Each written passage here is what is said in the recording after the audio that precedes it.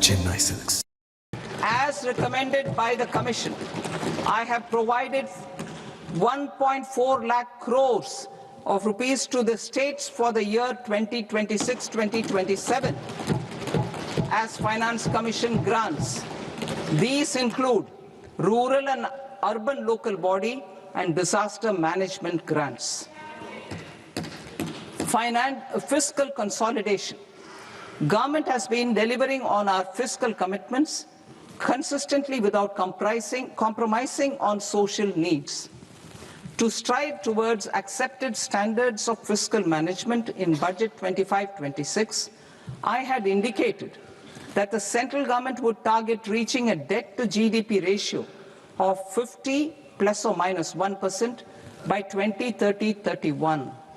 In line with this, the debt-to-GDP ratio is estimated to be 55.6% of GDP in BE 26-27, compared to 56.1% of GDP in RE 25-26. A declining debt-to-GDP ratio will gradually free up resources for priority sector lending and expenditure by reducing the outgo on interest payments. One of the main operational instruments for debt targeting is the fiscal deficit. I am happy to inform this august House that I fulfilled my commitment made in 2021-2022 to reduce fiscal deficit below 4.5% of GDP by 25-26. In RE 25-26, the fiscal deficit has been estimated at par with BE of 2025-26 at 4.4% of GDP.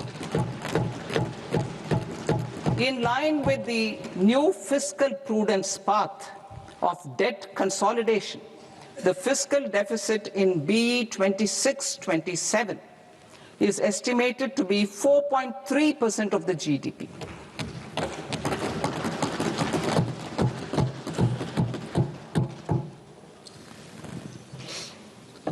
The revised estimates of the non-debt receipts are 34 lakh crore rupees, of which the centre's net tax receipts are 26.7 lakh crore.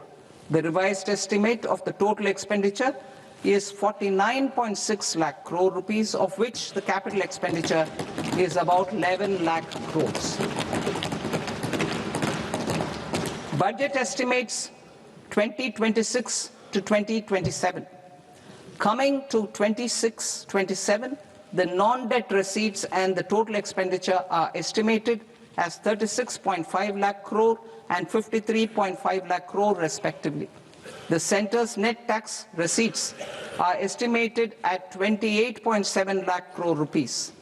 To finance the fiscal deficit, the net market borrowings from dated securities are estimated at 11.7 lakh crore rupees. The balance financing is expected to come from small savings and other sources. The gross market borrowings are estimated at 17.2 lakh crore rupees. I'll now move to Part B. Part B, direct taxes.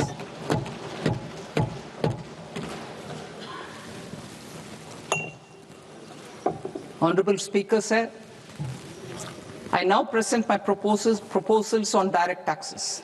New Income Tax Act.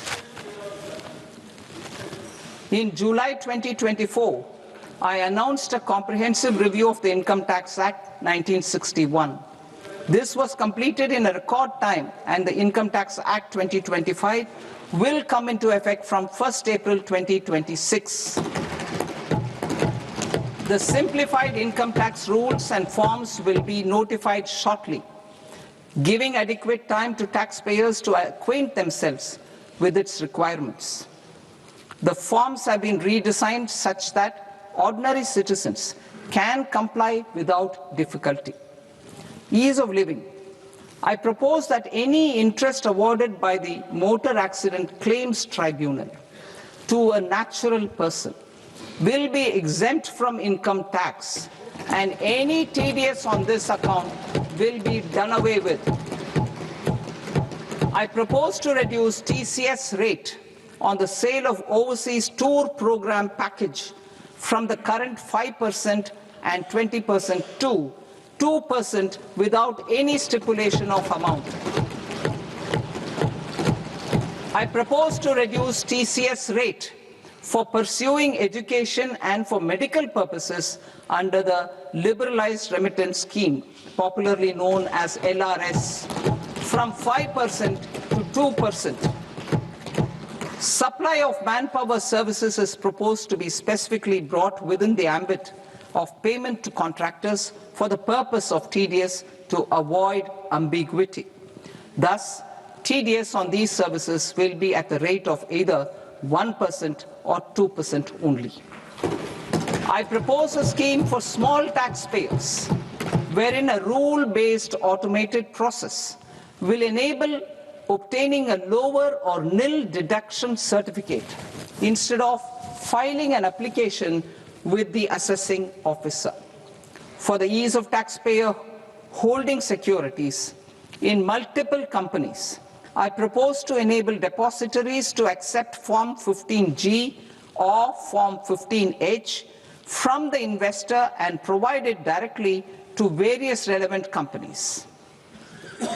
I propose to extend time available for revising returns from 31st December to up to 31st March with the payment of a nominal fee.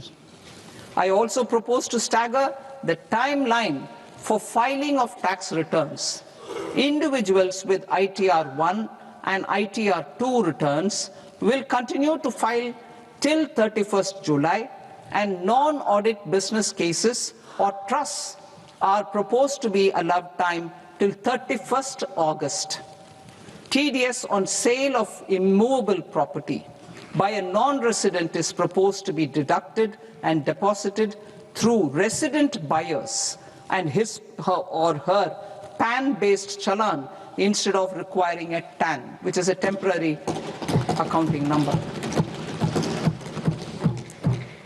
To address practical issues of small taxpayers like students, young professionals, tech employees, relocated NRIs, and such others, I propose to introduce a one-time 6-month foreign asset disclosure scheme for these taxpayers to disclose income or assets below a certain size. This scheme would be applicable for two categories of taxpayers, namely, A, who did not disclose their overseas income or assets, and B, who disclosed their overseas income and or paid due tax but could not declare the asset acquired. For category A, the limit of undisclosed income or asset is proposed to be up to 1 crore rupees. They need to pay 30% of fair market value of asset or 30% of undisclosed income as tax and 30% as additional income tax in lieu of penalty, and would thereby get immunity from prosecution. For category B, asset value is proposed to be up to 5 crore rupees. Here, immunity from both penalty and prosecution will be available with a payment of fee of 1 lakh rupees. Rationalizing penalty and prosecution. Multiplicity of proceedings are hindrance to the ease of doing business. I propose to integrate assessment and penalty proceedings by way of a common order for both. There will be no interest liability on the taxpayer on the penalty amount for the period of appeal before the first appellate authority, irrespective of the outcome of appeal process. Further, quantum of prepayment is being reduced from 20% to 10% and will continue to be calculated only on core tax demand. As an additional measure for reducing litigation, I propose to allow taxpayers to update their returns even after reassessment proceedings have been initiated, and an additional 10% tax rate over and above the rate applicable for the relevant year. The assessing officer will then use only this updated return in his proceedings. There is already a framework for immunity from penalty and prosecution in the cases of underreporting. I propose to apply this framework for immunity to misreporting too. However, in such a case, the taxpayer will need to pay 100% of the tax amount as an additional income tax over and above the tax and interest due. Penalties for certain technical defaults, such as failure to get accounts audited, non-furnishing of transfer pricing audit report, and default in furnishing statement for financial transactions are proposed to be converted into fee.